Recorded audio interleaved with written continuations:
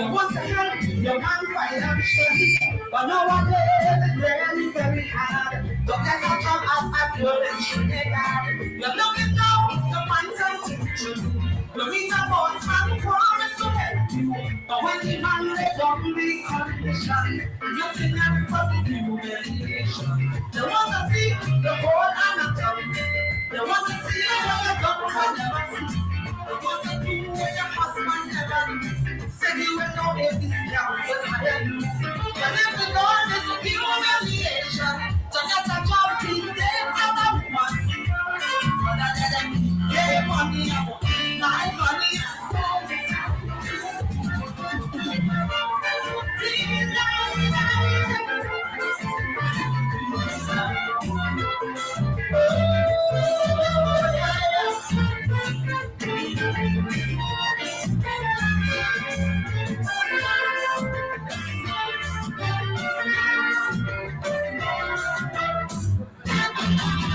Some of them don't pack up already. Let them sit down, let it like man to be. Then they go up on the testimony position. Waiting to abuse and exploit every woman. So get the walk out of the door to baby. So we say the second wife and deputy. And as the next woman come on the line, he's not to tell you you ain't good to be a wife. They want to see you with the fancy fancy.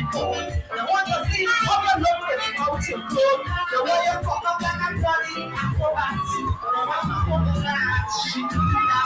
So before I have to lick down somebody, how can I be calling up for me? Tell her they could go. Life is not easy.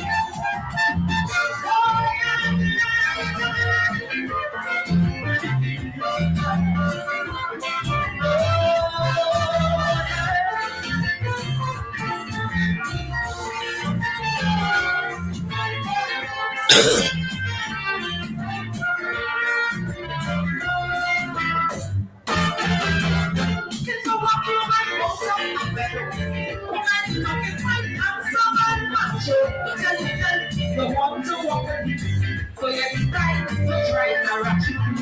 But when you're done, then you get to know he was sleepy and gone long time ago. But all he gets he's a failure. You know there's nothing but a little school. They want to be up your name and your breast. They want to see you alone and want to check. They want to do you with the hand. Like if you're searching to find the promised land. I am a woman of a pain and the skyline. Before I stop them at the side, I want to attack. Tell them they will give me money, I will bring my money and die without it.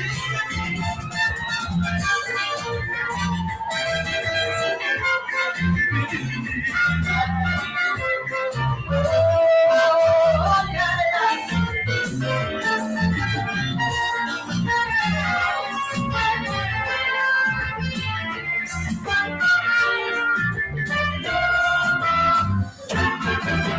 it's how I lost, I will really jump back. When I get up to what I'll find out. But in the house, I'm not ready to be the back. I'm having sight of everything. But if you value yourself as a woman, you're ready to just one thing I want.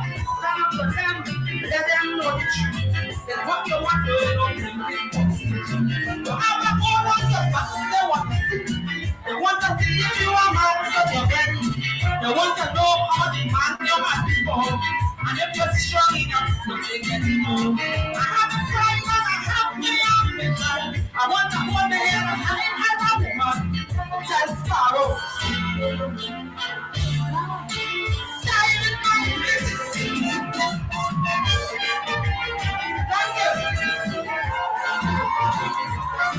Thank you. The lovely intelligent singer Sandra. One more time. Singing Sandra. Put your hands together for the 1987 Queen of Calypso, Trinidad and Tobago. The singing Sandra.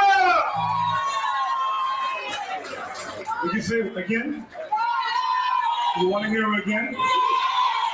You guys, you ain't serious. Excuse me while I ask this lady what she wants to do. Do you want to hear radio? Yes, I do. Do you want to hear radio? Oh. Do you want to hear radio? Yes. Do you all want to hear radio? One more time from the top, fellas. Let's welcome again on stage, singing Sandra. One more time, the queen of TNT, 1997, Prestige, singing Sandra.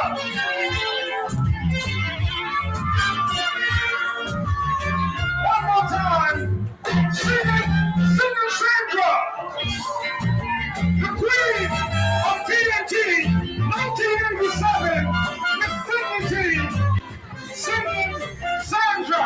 Come on, give it up.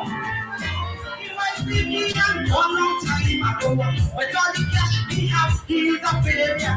The man is nothing but a pencil soldier.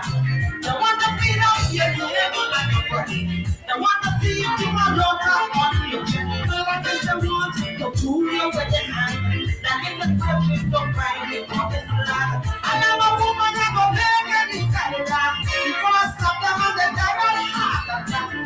And then they go to pay money, and go give my money and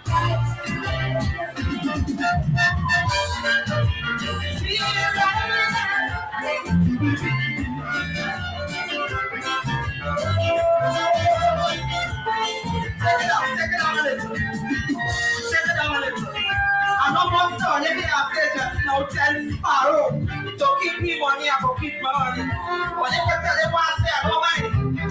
But every time Sparrow was here, I want to tell you what he would have said. I would say what he would have said, and I go answer him back then.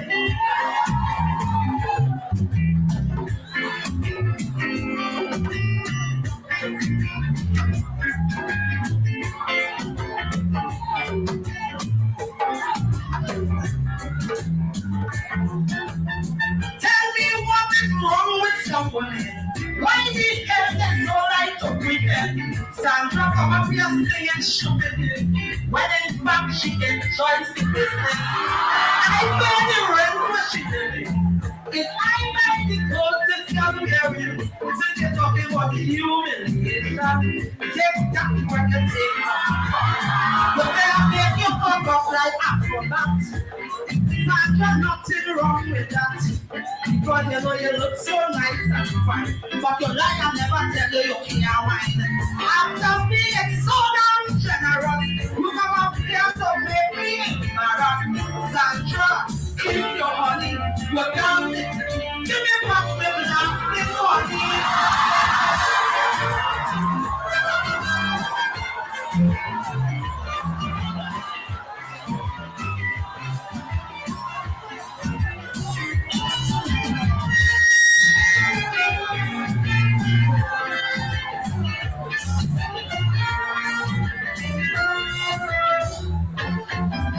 Just because I stand up for the truth, Sparrow start reacting like a brute. Look at the way he fly up in a rage, like if he want to beat me on the stage. I don't know why he makes on the ocean, like he want me to have no self-respect.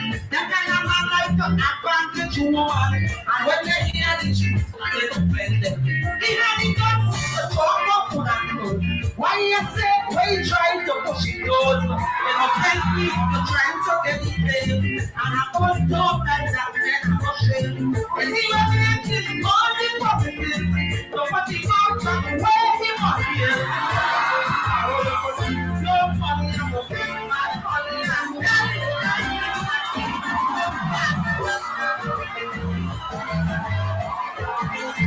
come on!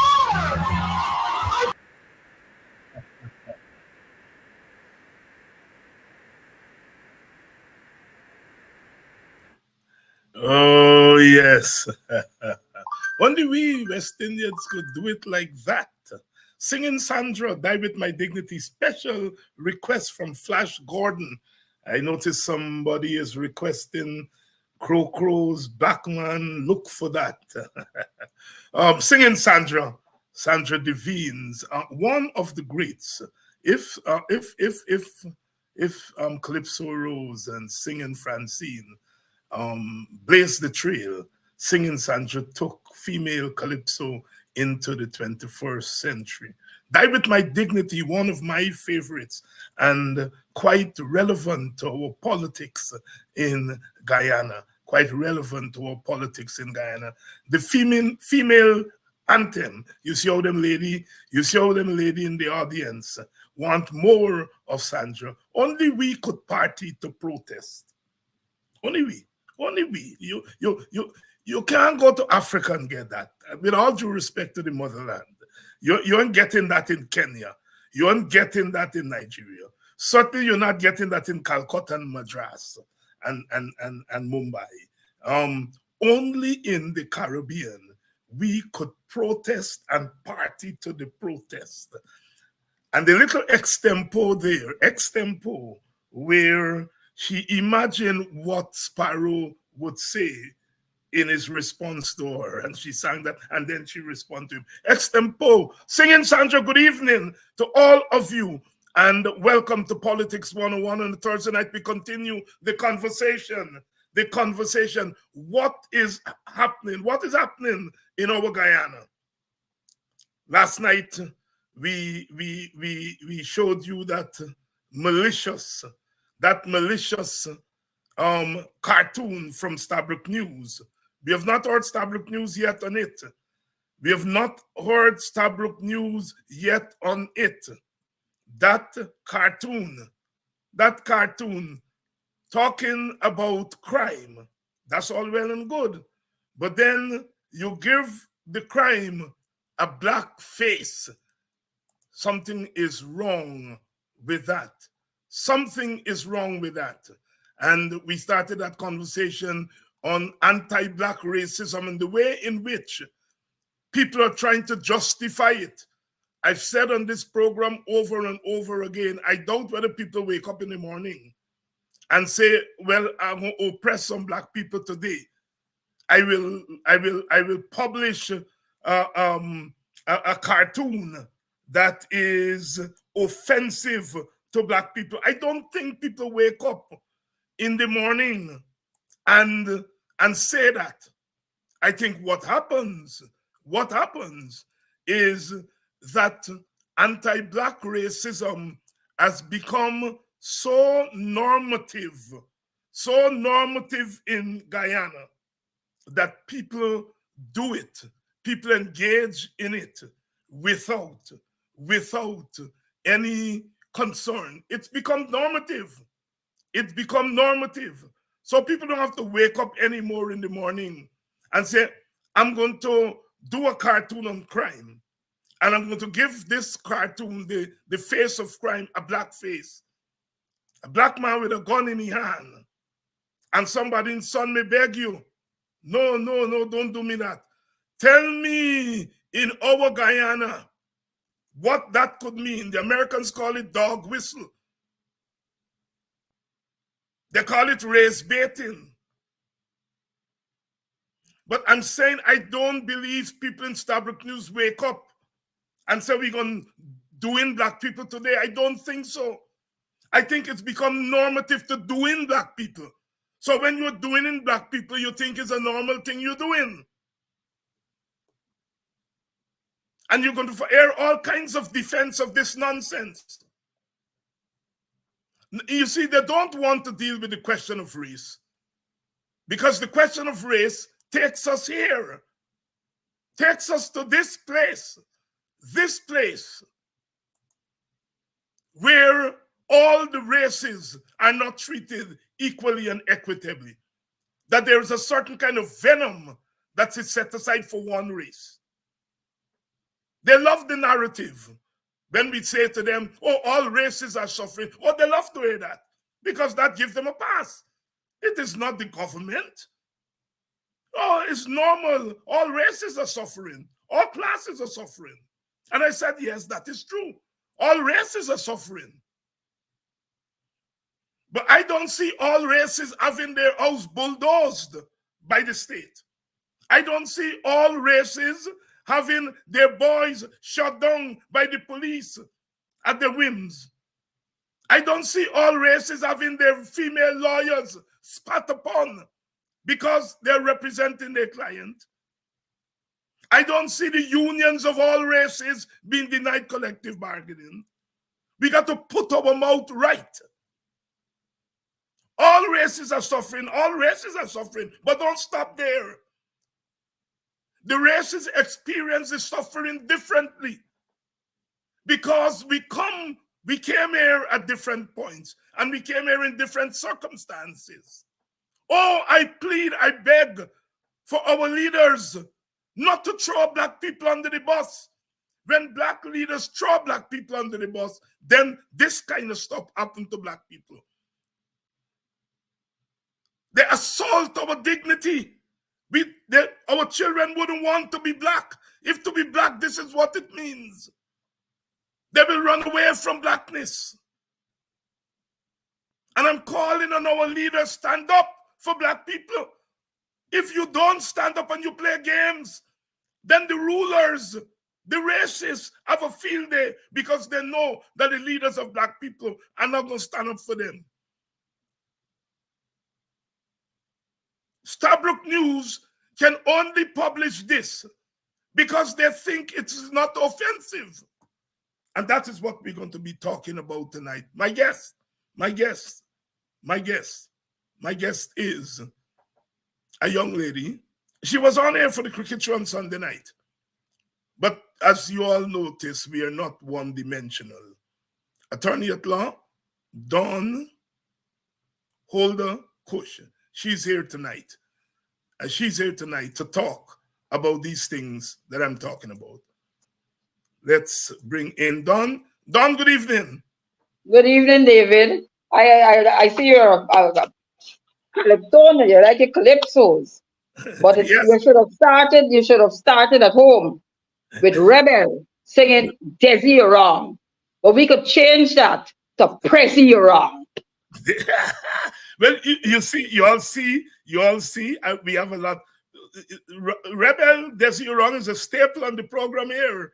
That's right. We've played it several times. Yes. Prezi You're Wrong. Prezi You're Wrong. Prezi You're Wrong. Prezi Yep. You're Wrong. Prezi You're Wrong. You know, and it's go ahead.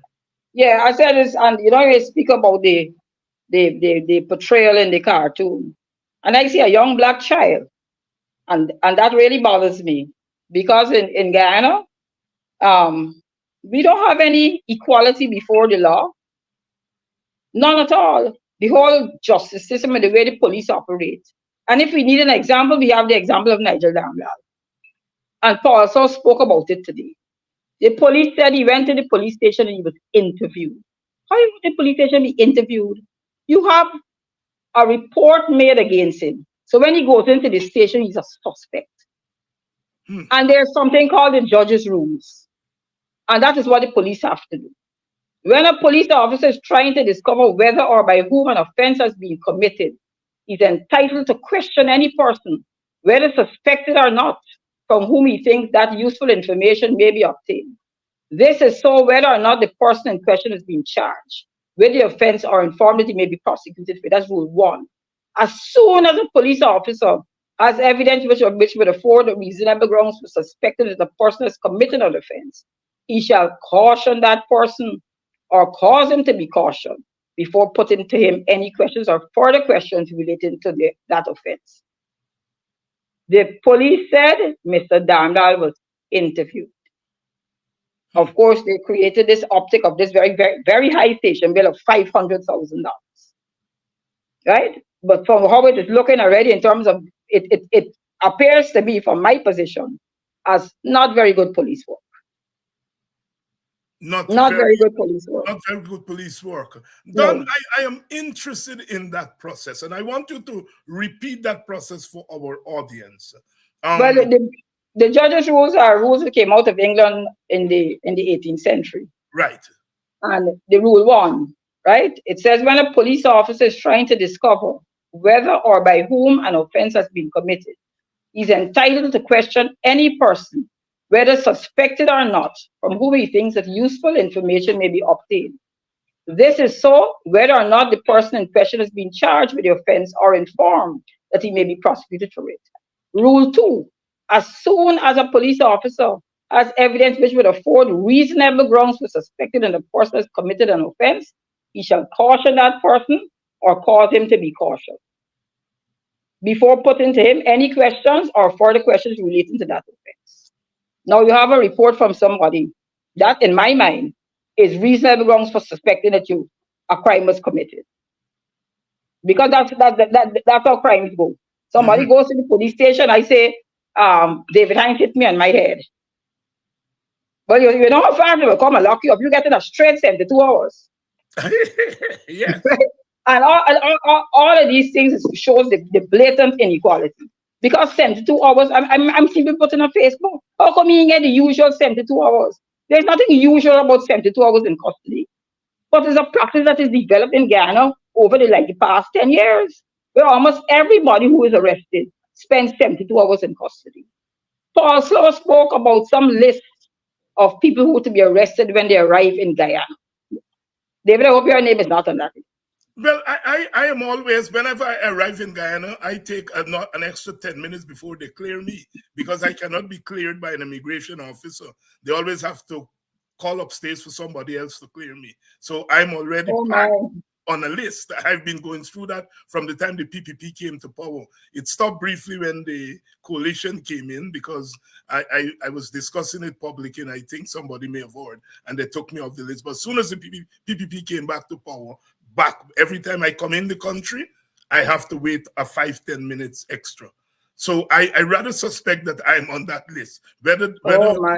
I'm on the list to be arrested, as Paul Slow is saying, there are people on the list where they arrest you upon entry. That I wouldn't know until I get there. But then he gave an example of a man who came in for a wedding. Yes. And he was arrested at the airport and he was taken into custody.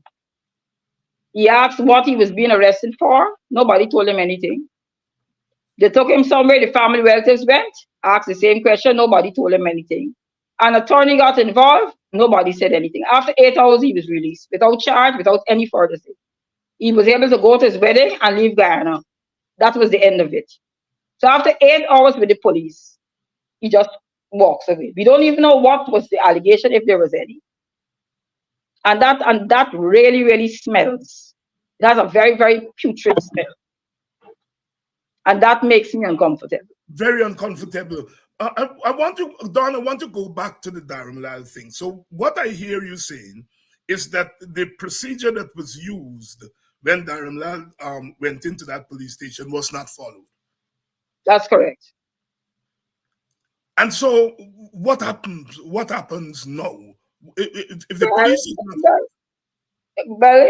Paulson was an assistant commissioner of police. Mhm. And he says it looks as if they might be setting this thing up for failure. Yes, yes. Right? And I would hate to think that is so. Because I have a lot of respect for the crime chief, Wendell Blanham. He's not an attorney at law. He's not just a policeman, he's an attorney at law. He knows the law. Mm-hmm. Right? I mean, and I know the press association came out and asked for a response and he responded. But it can't end there. He has to keep his eyes on the matter. Right? I am not saying anything about whether Mr. Dharamlal is guilty or innocent. We're not at that stage at all. That is not for me to decide. It is not for the police to decide. It is not for the police to decide. Somebody makes a report.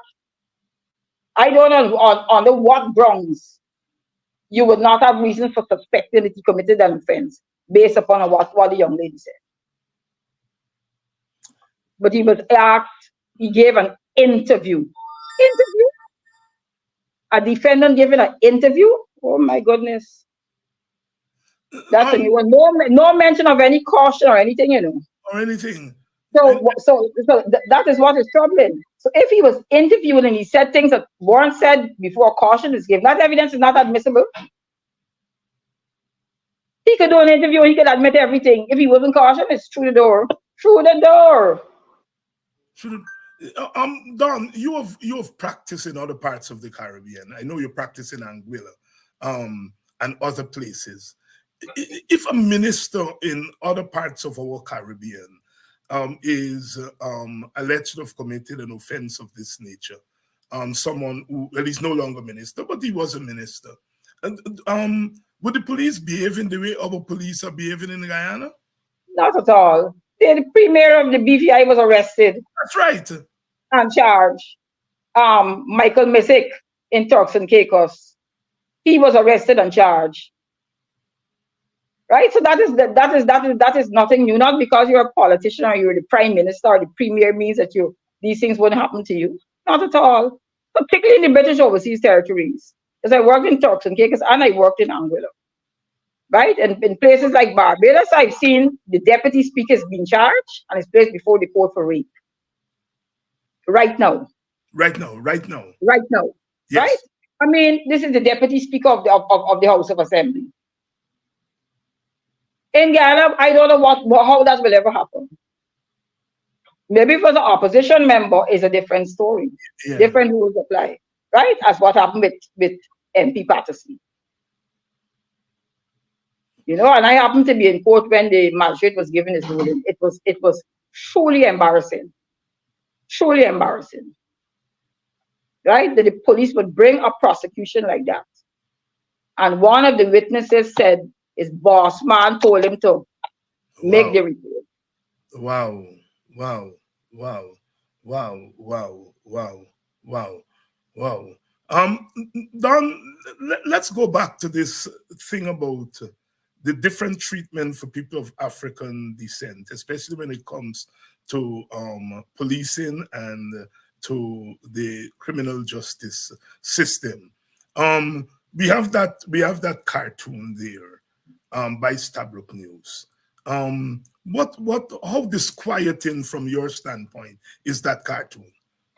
It's very disquieting, right? And I'm saying, I think it was last week or the week before, we had the DPP instruct a magistrate to discontinue proceedings against somebody who had an illegal firearm. And the person has an Indian song. The name, I don't know if it's an Indian. Right? And she wrote the magistrate, because under the Constitution, she has the powers to discontinue any criminal proceedings. Right. Whether brought by the police or if it is brought privately, she could still discontinue it. Right? So it seems very upsetting to me that this grown man would have that. I don't know if the police didn't have evidence and just charge the man. I rather doubt it. But then you portray a little black boy with a gun in his hand. The little black boys in Guyana, most of them got guns in their hand. David Wallace sing a song and go, the madman ran. Yes. Somebody let in the cocaine pass. Right? And somebody let in the firearms all over. All over. But Don, I mean, young people with firearms now is an equal opportunity endeavor now in Guyana. I don't think it has a racial face. In fact, it may come as no surprise if young people of ethnic groups other than Africans have more guns in their hands on a normal day-to-day basis in Guyana.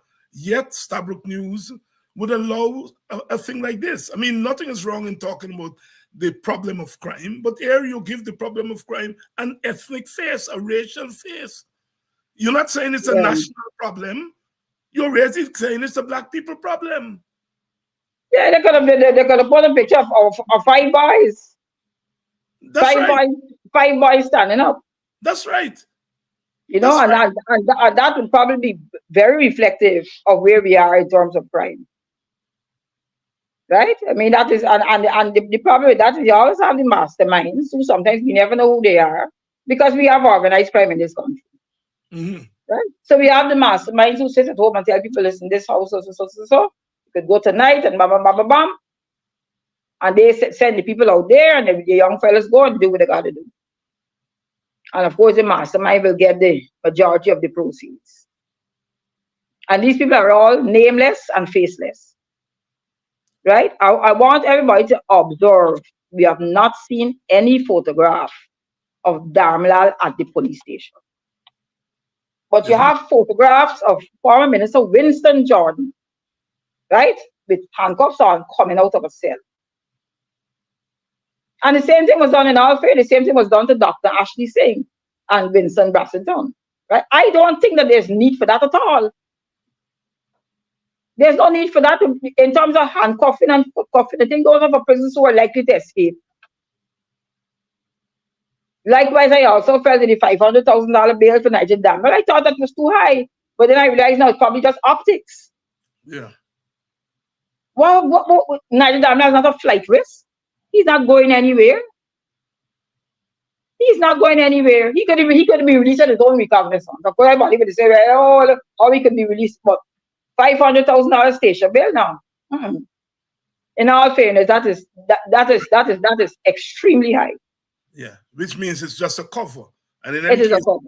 $500,000 is small as a small piece for Dharam Lal. So it's really, Of course. he's not going to be sitting in prison while his family run around the place to try to put the money together for him to get bail. So it's really a camouflage. Don,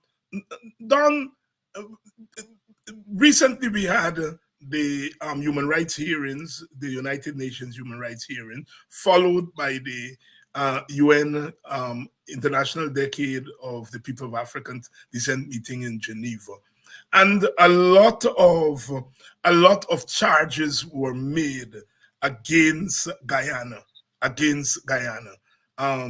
You were following. Were you following those hearings? Yeah, I was supposed to be part of the delegation, but I was unable to travel. So I was actually following most of the hearings. Very interesting. Sometimes like that, I have a problem with too much talking, and in terms of having some action. I see Winston Jordan is saying something. He's saying, correction, I was not handcuffed nor put into a jail cell. Okay. I saw him coming out with the assistance of Royce Ford in a photograph. Right. I think it may be because he was not feeling well. Okay. Takumo Gunse was handcuffed and shackled. So, but I also said Ashley Singh and Winston Brassington. I don't think there was any need to handcuff any of these people. Right. They're not going anywhere. They're not going to run away. These men were given bail and returned to living overseas and will come back for their trial. Yeah. So Don, as you looked at the hearings, the meeting there in Geneva, and the issues that came up as it relates to racial oppression of Black people across the world, what aspect of it struck you as it relates to Guyana? That the government of Guyana was asking for there to be a third decade. You mean a second decade? No, this is the second decade. Right. So they're asking for a third decade. Okay. Right? I mean, the Ipadiji side was asking for that, but it was shocking to hear the government of Guyana asking for that. Why it's shocking? A lot of what they had to say was like everything is going pretty well, So there was this guy from the ERC was there. I think he was there. Suban. Yeah, then I saw him in his red shirt recently at the Congress. I have no problem with that and so on. But he was there and the Minister of Business, Onesh Wall. It was a rather strange delegation because it was the Minister of Business and the Minister of Labor, Joe Hamilton. Right. So they just picked two Black ministers. And those were the people who went to represent the Ghana and Suban from the ERC. Not necessarily that I'm sure they had all the persons that they could have said who might have been more familiar and so on with the whole decade and what it was about. But that was their choice. And once I think they wanted to respond to something that Nigel said, but the chair wouldn't allow them to respond to that. Right. One of the issues, Don, has been the withdrawal of the subvention to IPADG on some flimsy grounds. Now, that subvention, of course, was given by President David Granger. He was not lobbied. Nobody went to him. He came to Coffee 250 at their annual conference, and he bemoaned the fact that the African organizations were doing nothing, and we had gone 3 or 4 years into the decade. And he committed his government to supporting the decade, and he announced that government would support the decade. I can't remember whether he announced the subvention at the meeting, but he said he committed his government to it. And as he was leaving, he came over to Vincent Alexander and myself and said that you all have to make this thing happen. The rest is history. Vincent is the chairman of ITPADG. ITPADG brings together now 78 African organizations. The government came in and withdrew that subvention on the flimsy ground that ITPADG was using the subvention on staff and other things, and they were not using it on Black people. What are your thoughts on that action by the government? Well, I don't want to comment too much because that matter is currently before the court. Right. So I don't want to comment too much on that. But the matter is before the court. The party is represented by Nigel Hughes, and I think we're hoping we've had a decision before to Switzerland, but that didn't happen. So, but I hope that we could get a decision on that, and that clears up everything. And that clears, yes. Yeah, but apart from clear that, we have to hope then that the government won't then decide whether we want to appeal it. Right. And frustrate the process. As I'm saying, this should not even be an issue. This should not be an issue to say that they're going to give the money to the individual organizations. No. If this is our deck, and we have an association that is formed and is recognized by the United Nations, how can you then decide how they will use the money? How will they do that? I mean, you have the Indian Arrival Committee, right? Who I'm sure gets a subvention. Should if another government comes into power, should they then say, "Oh, we will give the money to the Indian all the other Indian organizations. We wouldn't give it to the Indian Arrival Committee."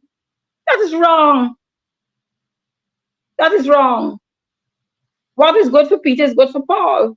Exactly. But that is just not the norm of the day in this country, and it breaks my heart. And because it is done so, it is not even done in a subtle manner. It is done so blatantly, without shame, without care. You know, it's like people say, "Oh, these people believe we can't see, we can't read, we can't hear." With all of this going on, we know everything that is going on. So you got to treat us with a little more respect than that. Right? I mean, talking about professional people and so on, and equality and so on. I mean to bring them into disrepute by some of the statements that were made, and so it's very unfortunate. Very, very, very unfortunate. Very, very unfortunate. Don, you obviously followed what happened in Moko Arcadia, with the dismantling of people's homes and businesses there. And now we seem to be having a brewing confrontation at Peters Hall. You've been following success was yesterday. Success there. We saw the situation with success in the last couple of days. What are your thoughts on, first of all, the Peters Hall thing? As the government handled it correctly, and then the situation of success? But you see, that the government may have handled it in terms of what is written in the law. But when you're dealing with human beings and things like property, right, you have to tread with caution. You have to tread with caution. And it's how you do things. That is what is important. Because, I mean, if you build your nice house in Peters Hall and you want to build this bridge and all of that and so on, I'm wondering if there's anything that could have been done to shift where the bridge could be so it doesn't affect so many people. I don't know.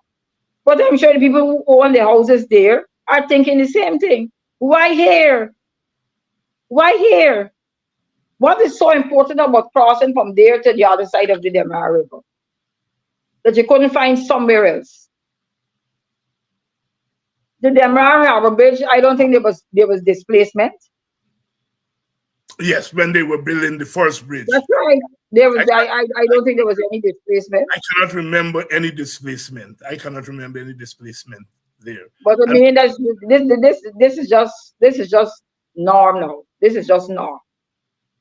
Yeah, and you raise an important point there, and that is if you're doing planning, you are trying as much as possible not to affect ordinary human beings because you want people's life not to be overly disrupted. But at the same time, yes, you want what they're now calling development. And That's so, right. therefore, as you make your plan, you want to do it in a way that you're not going to dislocate people. And I am sure if they looked around, they could have found a spot for that bridge on both sides of the river. I, That I, would, I, I strongly feel so. yeah, I yeah, strongly feel so. yeah, You know, then you had, but in another case, the people who sell it on the seawall, right? Some of them had no permission to sell and so on. But to give people 1 day notice to move, I yeah. mean, it's something wrong with that. Something is terribly wrong with that. And then when the minister goes out there, he says, "Oh, those who have permission can stay." There's a lady in the back who said, "Yes, Mr. I'm going to vote for you all. I'm going to vote for you all." And I said, "This lady serious? I hope she had a license. I Hmm. really do. I really do." Right? Yeah, I think that the thing with that is the places should be movable. Hmm. Right? So when you look now, most of them they are movable because they like the chat houses in Barbados, so they're easy to move. Right, right. But they're all going to have to move. You know, the Qataris want the beachfront, Yeah, yeah. And right? now we have the development there in success. Pardon? I said we have the development in success now. It seems as That's though correct. That's every correct. I mean, I saw a man last. I said he was a single father, right? And he had no idea where he would go with his children. And he was saying if somebody could help him because he was working 2 days a week and he really, really needed help. And the thing about it is success had a multi-ethnic population. yes, It was not only black people who were affected, right? There were Indians there who were affected and crying. And so, I mean, I saw people houses broken down, a fridge leave. It was horrible. And then you had heavy rain, which caused even more damage. You know, and nothing is put in place for these people. So as an alternative, here will happen. Y'all could go to place A, B, or C. No, nothing. yes, the callousness is, That's correct. you know, There seems to be lack of humanity. And the irony of it all is the minister is a bishop, a man of the cloth. yeah, yeah, yeah, yeah, yeah. Don, the government does these things and then goes overseas and says, "Oh no, we're not discriminating against people in Guyana. Everything is okay. African Guyanese are not being discriminated. We're treating them very well." What's happening there? How can you do what you're doing in bright daylight and then turn your face the next way and say it is not true? This is not what we're doing. But What's that was the big problem with the Washington conference.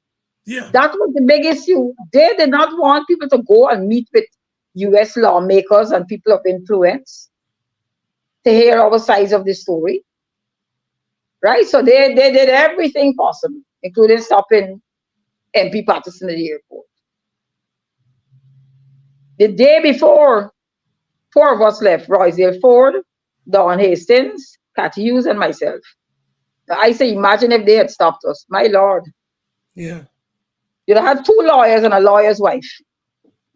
yeah, yeah, Right? yeah, But you know, it was when I was coming back, I would say, Lord, I hope when I come back, I don't have any problems. I had no problems when I came back. America, they start to think about what is going to happen when you come back now. You know, is you just all kinds of thoughts going through your head, all kinds of thoughts. And then I was so glad my bag was taxed straight from DC straight to Georgetown. mm-hmm, mm-hmm. You know, so it went through everything there and came back here and everything was fine. And I thank the Lord for that. But I'm saying nobody should ever have to feel that way. That Yeah, because our political views may differ. I'm a Guyanese just like everybody else. And this is my God, this is my home. I lived overseas for years. When my father got ill, I came back home. And he said, we like talk and talk and talk and talk. You got to get involved. You can't just sit down talking. You got to get involved, Don. And that's that. After that, I said, I will get involved. But I was never pushing to get involved until the government decided they're going to knock me off. Yeah, yeah. Remind us about that. Remind us about. I was directing the Competition Consumer Affairs Commission. I was interviewed in 2012. Yeah. By a board chaired by Ramesh Duku. Sharon Rupchan was on the board, who's now PS Ministry of Business. Nizam Ali. Those were the 3 board members. I was interviewed at Georgetown Club and given the job. You have to get a consent from the minister before you could take up the appointment. I didn't get it. The minister is now the president of Guyana. So when Apnu came into office, I got the job. And the elections was the results were, I think, a day in August. And on the 15th of October, I went to a board meeting and I was given a termination letter. Gave me 1 month's salary in lieu of notice, and all my benefits were prorated. And this was done by Onej Waldron, who was somebody who was 1 year behind me. I never had a problem with her at all. Right? And then you hear people talking about the same Nigel Darmlal, how he was facilitating some of the people who worked with him who were being sent home. By saying, like, in terms of like, what is best for you, how we could do this, work this thing out. But I guess she was new and nobody wanted to take a chance and so on. But it was totally unnecessary. I never advocated for anything while I was on the job. But when they knocked me off, well, I have all the time in the world now. Right? And I am now a victim. So when they say Vincent Adams did not resign, as did Nigel Darmlal and Colin Crowell, who were permanent secretaries in 2015 when Apnu came into office, I made a comment. I said, but I was not a political appointee. So how come I was terminated? The post was taken down. The post was taken down. And it was not only me. I'm not, how fast could I be a political appointee? I was appointed by a PPP board. And I left there in 2020, David, and they now wanted the 3rd director. The 3rd director. Yes, I served for 5 years. This is now 4 years since I left, and they wanted director number 3. But that's consumer affairs thing. If anything that should be non-partisan, it should be that. That should be an area that political parties should not be interested in getting political appointee there. Why they want to control something like that? Who heads up the Consumer Commission? What do you mean? Because a lot of the complaints coming against certain businessmen. Yeah. A lot of complaints coming against certain businessmen on a regular basis, particularly the auto dealers. Right? Particularly the auto dealers. So at the end of the day, I guess you gotta look after your people. Maybe the lesson we should learn. Yeah. Yep. Because yep. I see sometimes how we always say, I have a very good friend, I won't call her name, and we always say, well, how we gonna look? Yeah. We say, how we gonna look? How we gonna look? Yes. Yeah. But that's us. No. Yeah. You got a man like Guyanese critic cussing up every morning, right? Cussing out everybody who's rebellion, low life, and this and that. It is disgusting. And this man should not be associated with anybody. And he has a level of access that a lot of people don't have. And he's one of the most disrespectful people. And it is sad. And they use their thing. When the Congress here and say, people, oh, you must use social media to counteract their opposition. If they use it and they use it well, no problem with that. And every government will have to face criticism. Every government, any part of the world you go, will have to face criticism. Unless you live in Russia. But we're supposed to be living in a democratic country. And if people's skin is not thick enough to take criticism, then they should not hold office. Because a lot of the criticism is not necessarily personal. It is about some of the policies, right? And I think if they involve more people, bring more people to the table, then they might be surprised how much better life will be for everybody. And it's less stress for them. Right? I always tell people they got this big, big, stinky elephant in the room, And even if you take the elephant out of the room, the stench remains. Because we never would come together and discuss this issue of race. When you're growing up, you hear all sorts of things. The only Indian to trust is a dead one.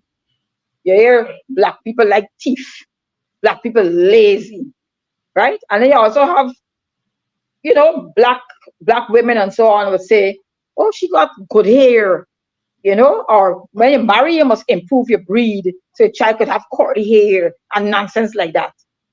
So I'm saying the whole issue of race has to come on the table and we have to discuss it. We can't pretend it is not an issue. It is an issue. Though you also have the issue of the have and the have nots as well. Yes. Right? So you have, it's two separate issues. But the race issue, to me, is the one that people need to come together. I have no ERC or nothing like that. Right? I'm saying you need to get a think tank of people. Just pick people from all over who can contribute in a meaningful way, who love Guyana as I love Guyana, and as you love Guyana. And as Nandala loves Guyana, and as Manichan loves Guyana. They should come together and sit down and have a conversation. Have a serious conversation. Let us tell each other how we feel. Because I will tell everybody, my ancestors came here on a ship. And when some of them there to throw the body over into the river, into the sea. We were treated like dogs. Indentured laborers came and they had contracts. You know the name of the boats they came on. They have the records. They retain the culture, the religion, their names. Your name is David, my name is Dawn. I don't know where I'm from. You know where you're from, David? No. All I know is from West Africa. So, and the studies have shown it might be somewhere there, and where Ghana and Sierra Leone. I know, but other than that, the point you're making is that there is a clear historical memory among our brothers and sisters who came after emancipation. And all the traditions, all the religion, all the culture is right there. Right there. They wear their saris, they put on the dot, they do everything. What we have, most of us grew up in Christian churches. Right? Because that's how the slaves were treated. I'm a member of St. Andrew's Church, and it has stairs to go upstairs, and the slaves sat upstairs. I went to a church in Long Island, and had a place with the part of the church, it had like padlocks, right? And the slaves would go to church and would be padlocked inside there. Yeah. And the slave owners would then sit in front of the priest and so on. The priest is speaking, and the slaves there and the slave masters here. And that happened in Guyana, I guess, and all over the Caribbean. Yeah. And in America as well. But it is very, very sad, and particularly when some people attempt to pretend that they're the same. Phillips wrote a very beautiful letter setting out the major differences between the two. Yes, I remember. Yes, I remember. Indentureship and slavery. Yeah. Right? And I think everybody should read that. Yeah. And then you could get a better sense of appreciating how different we are. Yeah. Right? Eric was on this. Yes, somebody said we shouldn't say we're Guyanese of African descent, or we should not simply say we're Guyanese. No, I'm a Guyanese, but I'm a black Guyanese. And I'm a Guyanese of African descent, and I'm proud of that. I'm very, very proud of that. I used to contemplate changing my name and so on. My father very opposed to that. I name you, I gave you that name. There's no day without a dawn, you know? And I bought into that. I wanted to change. I had all kind of fancy names, Adiola, all kind of fancy. I was going to change my name. Like Kamani, Nehusi, and these people and stuff. But they would not come in and change your name. By the time I get around to changing my name, I was far gone. You know, when you come into America, you gotta get the name from your mother and your father and so on. So although I didn't want my African name, my mother I gotta keep my mother name because my mother said it for me and all kind of fancy story. The long and short of the thing, I had to stay with the name. It's not the name, it's what's in your heart. Eh? Yeah. But I am now what you call a chief of Guyana, and I'm I know that. I didn't go to your ceremony, but I was at Eric's ceremony. ceremony. At Yes. Ramada Hotel. Yeah. So I now have an African name, Chief Uhuru. So Chief that's what? Uhuru, Uhuru. Chief Uhuru. Okay, Chief Uhuru. I must address you properly. I should go when I see you. So you have your ancestral wear and so on. yes, I have my ancestral wear, my cane, and all of that. I still Okay, have. so yours was done in Buxton. Mine was done in Buxton. Okay, that's I very still have very to go nice. to Africa to finish the process. Because you have to go and they give you the key to a village and so on when you get Oh there. my!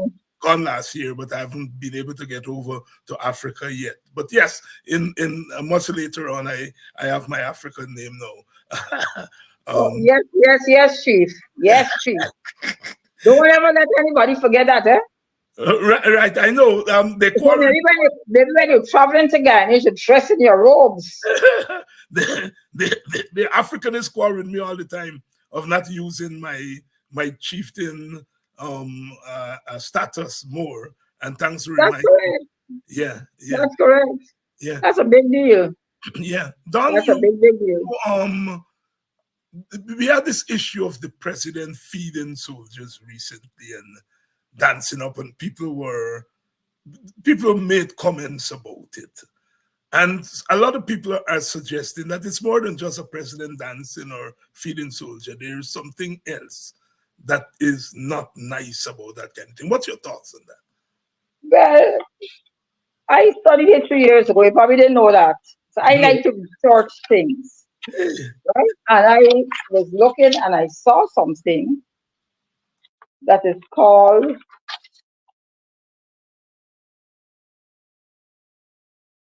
a boundaries breaking tactic.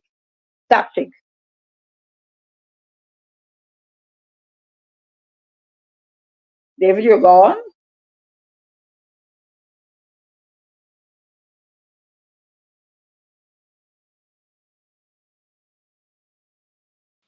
I'm still here. I stay here. I was blocked Yeah, off.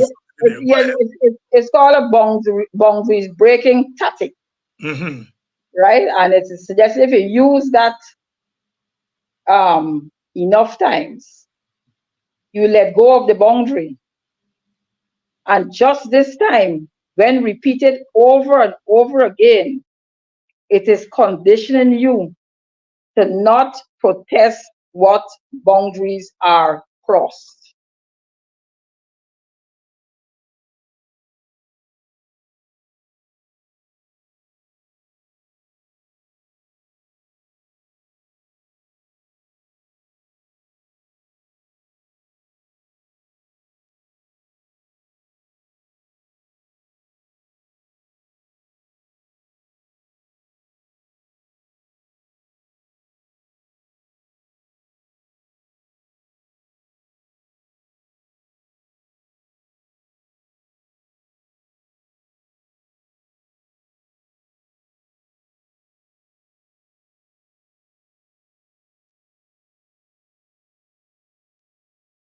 Maybe I should just go on. I think it may have been poor judgment on the part of the president that is giving him the benefit of the doubt. Um, the optics were horrible, very horrible. And I've spoken to retired senior army officers who are outraged, right? And some people are saying, oh, but the people were smiling and so on. Smiling doesn't mean anything. It could be an uncomfortable smile, Yes. Yeah. right? Because you don't want to be disrespectful. You don't know what to do. It's kind of, you're caught in such a position. You're not even sure what you could do. I mean, I would hate for anybody to be putting food in my mouth. I would have a big problem. It's the only way you get him married, like though your husband is feed you, you feed him and so, but it's not even holding your fingers and putting it in your mouth. I found it very offensive, right? And I'm saying these officers are commanders of troops in the GDF at a stage when all frivolity should be through the door. With Venezuelans, the way the Venezuela is acting in terms of increasing its momentum to annex Essequibo. We should not have our commanders looking like clowns, laughing at somebody stuffing cake in their mouth. No. But as I said, let's give the president, let us say it was a poor judgment on his part. Because I found recently, I was looking at photographs of the at Congress, and I think he's, I don't even want to say that he seems to be always very lighthearted. Because if you see the photographs of the Congress, a lot of times he's like laughing, and Mr. Jagger is kind of looking at him like, what the hell wrong with you? You know, and he's looking at him, he's talking to him, Mr. Jagger head is straight up in the ear, like, what are you doing? So it seems that he has a problem in terms of the boundaries and how to behave and that sort of thing, you know, and it is sad because I can't imagine if it was David Granger, who was a force commander of the GDF, had done something like that. Oh no. Oh no, they would have. Oh yes. Exactly. And this is a man who was a force commander. But that would never happen. Never ever happen. I know Mr. Granger, you know Mr. Granger. Likewise with the dancing. No. Yeah. There's a time and place for everything. Michael Jackson is a black icon. He is a black icon. He's our icon. Right?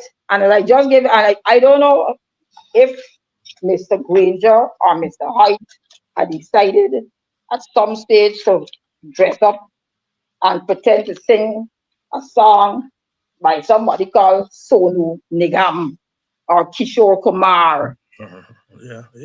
I mean, it would be met with outrage. Yeah. But of course, you know, they said, Oscar Wilde said,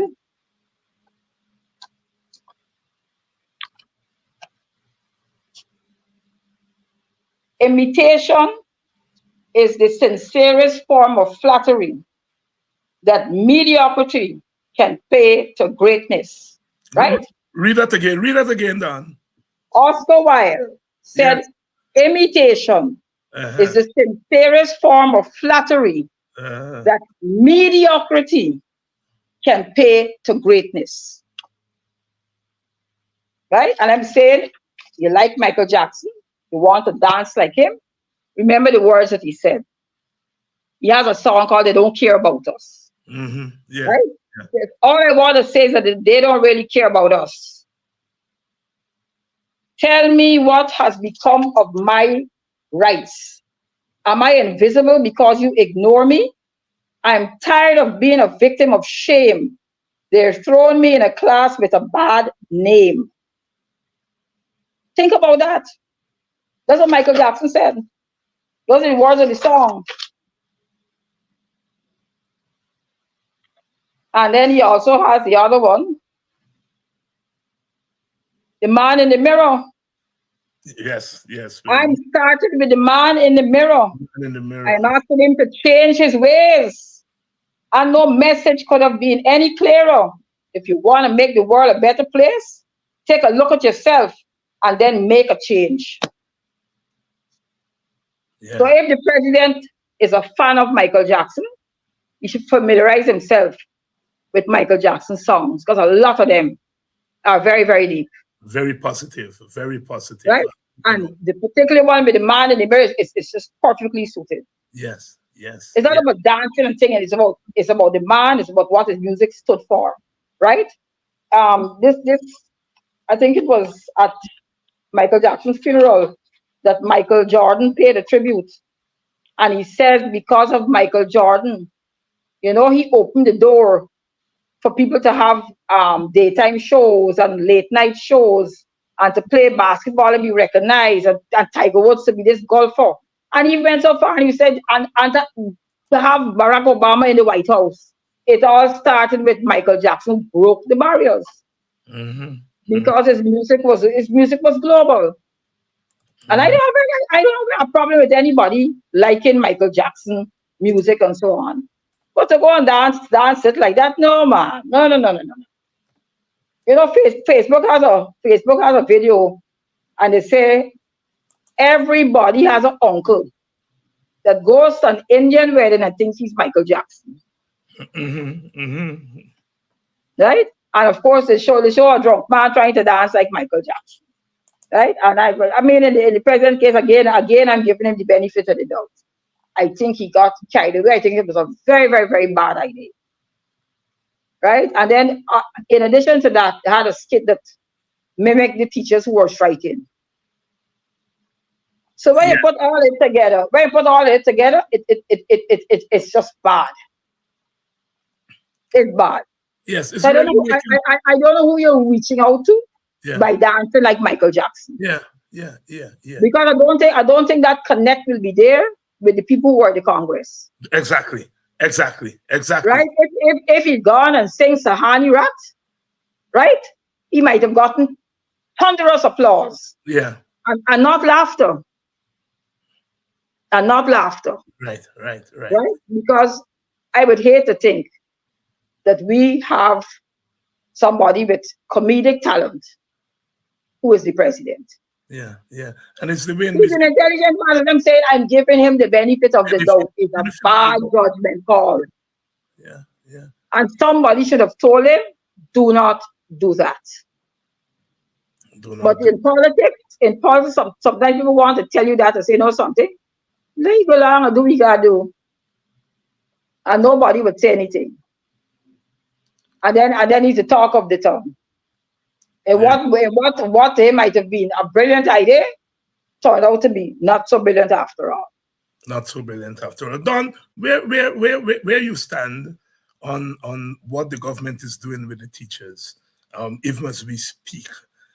Every time this matter seems to be taking a turn for the better, the government finds a way to hold it up. And obviously, we have found the teachers are back on strike. The government has called them to conciliation, but they are not budging on the periodization that the teachers have put on the table, 2019 to 2023. So although they've agreed to go to conciliation, it's not conciliation to solve any problem. It's really, in a sense, to put barriers in the way.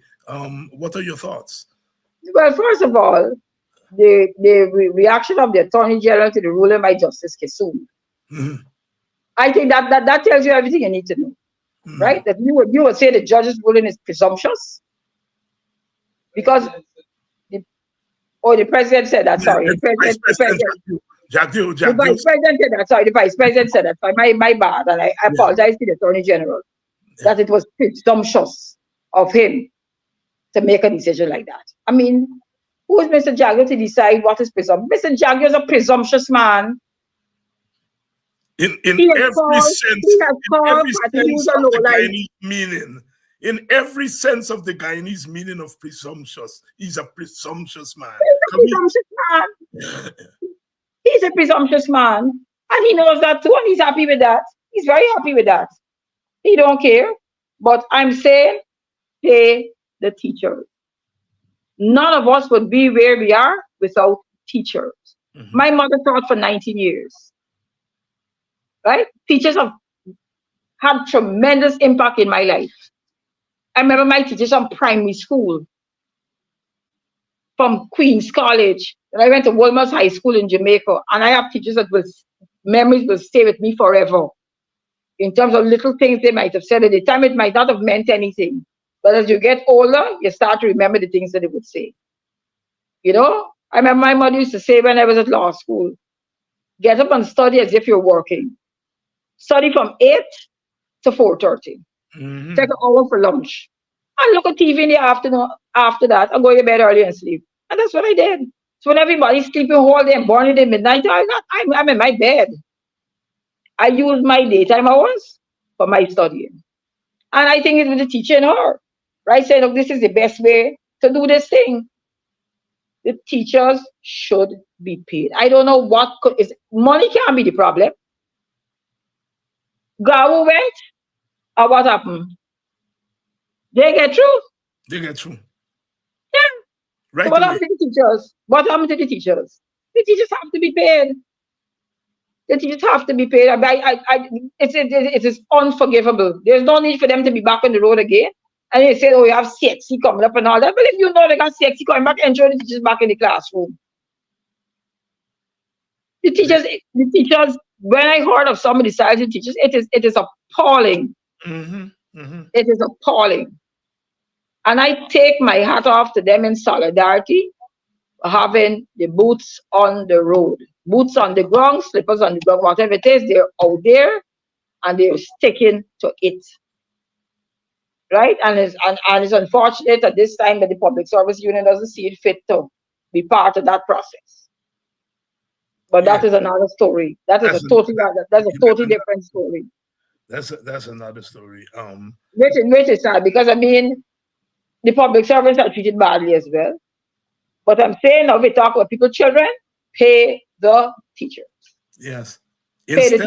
Instead of trying to get the teachers back in class, they've postponed end of term exams. They're saying the teachers must send the children over to the next class based on work they did during the semester or during the term. So instead of trying to get the teachers back in the classroom so that they can administer the end of year exam, they have called off the end of year exam. It tells you how brutal they are in terms of fighting these teachers. No, but as far as I know, I think children automatically now go from one class to the next. I think they may have altered that. I don't know. I can't be too sure. They've altered that? Okay. Yes, I think at one time they put that in place, that children automatically will go over. And I think they're now altered and have gone back to the way we know it, which is that you have to pass to go over. Okay. But they've canceled those exams rather than trying but to the children are probably very, very happy. Of course. And then you have a teacher who's not on strike today that took belts off for some QC boys and flogged them. Uh-huh. You didn't see that in the news? It was in the news tonight. She's been sent on administrative leave with pay. Oh my goodness. Yeah. Oh Lord. Yeah, oh Lord. One of our viewers is saying put their belts off of their pants and beat them. And beat them with their own belt. Yep. Yeah. One of our viewers is saying that Jack Diocalwa is there for the low life today at his press conference. There we go again. This man is so disrespectful, so presumptuous. He said I was a criminal cohort of Rickford Book. Yes. I heard him when he said that. And you know what I did? I wrote a letter and pointed out the section which says the magistrate could only issue a summons to be served within Guyana. Yeah. And that started with Darmlal making a post tagging Guyanese critic, the U.S. Embassy, Barra Jagdio, Ifran Ali, a whole set of people. Like I got licks because I write a letter. He says I am, what is it? Part of a conspiracy to obstruct justice. Yeah. The right to free speech is dead in our but country. It's just a whole lot of bullyism. Right? And it is very fortunate for us, I think, that we have fortitude. That sometimes people don't realize how strong we are until you have to deal with situations. Like this, yes. Like this. Yeah. Right? You have to, the teachers are determined and they decide this time we're not gonna play with them. Right. Right. So Don they is, make it they still have the other exams though. You have the CXC and all those exams. yeah. FCXC coming up. Right. Don, is there anything else you want to talk about that I didn't ask you to? No, I don't think so. No.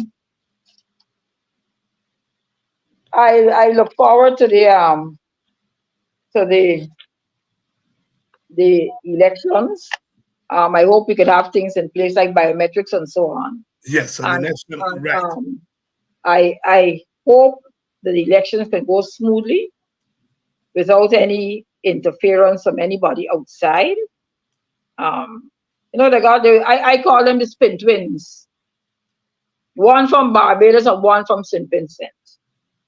Ah, Mia and The one I ain't calling no name. The one from St. Vincent is our friend, but he's a comrade to Venezuela. Right? Yes. And we go to talks at Argyle International Airport built by Hugo Chavez for St. Vincent and the Grenadines. Yeah.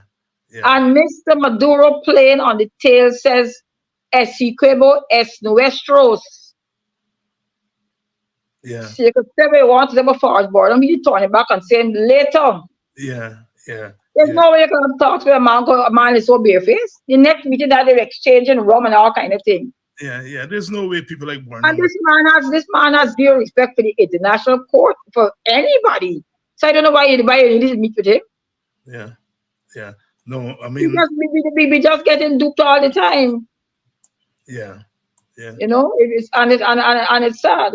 It's sad. But Sad. I just hope that the Venezuela is I think brings all the Guyanese together. Yeah. Right? I mean everybody's very, very patriotic. I've never met somebody who's everybody is Essequibo belongs to we. That's right. Right? And we hope, we really want our Guyana government to ensure that it remains that way. Yeah. Because I don't know how we could have another country come in and take away our rich Essequibo. No, No, no way. not at all. No way. But Um, but but, but I think Don, that's about it. It was yeah. nice being here again as usual. Yes, and we'll certainly make sure that you come back more often. This is your first time Okay. on Politics 101, and you were on the cricket show over the weekend. But we certainly would have you back as a regular commentator on these issues. Don, thank you very much. Thank you. Thank you very much, Chief Uhuru. Here you go. Oh, Don Older, quite a sport and quite a fierce debater. I first met Don years ago when we would meet up every Saturday night. They said the so-called Black Georgetown middle class would meet at a certain place and hang out on Saturday afternoon. And Dawn was always giving it to the men. There were mostly men there, and she was always giving it. I remember asking, Auda, and then they told me who she was. Quite right. I went home and I told my partner at that time. She said, "What, Don? Don is my classmate at Queens," um, and so on. Yeah, and she said Don has always been like that since they were in high school. Thank you all so much for coming with us another evening to really continue to bear witness to our struggle at this time. We struggle today in a certain way so that tomorrow we don't have to struggle that way. The heat is on. We have been before the heat before, and we have beaten the heat, and we're going to beat this heat. Believe it or not, we're going to beat this. Tomorrow night, we're back again. I think we have Dr. Vincent Adams, who is going to be on tomorrow night, and somebody else. But we're going to be here tomorrow night, bright and early, ready to take on the monsters. You know what Claude McKay say? If he must die, then let it not be like hogs. If we must die, let us nobly die, that even the monsters we defy shall be constrained to honor us, though dead. The monsters we defy. If we must die, let it not be like hogs, hunted and penned in an inglorious spot. Never, never, never. Let us stand up like men, dying but fighting back. See you all tomorrow night.